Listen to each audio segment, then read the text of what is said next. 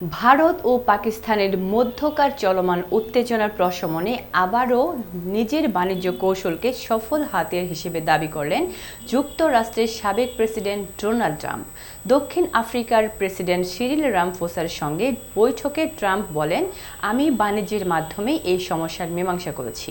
উভয় পক্ষকে আমি জিজ্ঞেস করেছিলাম, তোমরা আসলে কি করছো? এই মন্তব্যে তিনি করলেন এমন এক সময় যখন মাসের শুরুতেই তিনি দাবি করেছিলেন সীমান্তে সংঘর্ষ বন্ধে তিনি সহায়তা করেছেন। পাকিস্তান খোলাখুলিভাবে ট্রাম্পের ওপর ওই ভূমিকাকে স্বাগত জানালেও ভারত এখনও এ বিষয়ে কোনো আনুষ্ঠানিক প্রতিক্রিয়া জানায়নি। ট্রাম্প বলেন, আমি বলতে চাই না এই সমস্যার পুরোপুরি সমাধান করেছি, কারণ দুদিন পরে আবার কিছু না কিছু হয়, তার জন্য আমার দোষকেই দেওয়া হয়। অপারেশনের সিঁদুর এর জবাবে সীমান্তে পাকিস্তানে পাল্টা গোলাগুলি ও বাড়তে থাকা উত্তেজনার মধ্যে এই বিবৃতি এলো। তবে ট্রাম্প ভারতীয় প্রধানমন্ত্রী নরেন্দ্র মোদীকে বন্ধু হিসেবে উল্লেখ করলেন। ভারত আমার বন্ধু, আর পাকিস্তান একজন চমৎকার নেতা আছেন।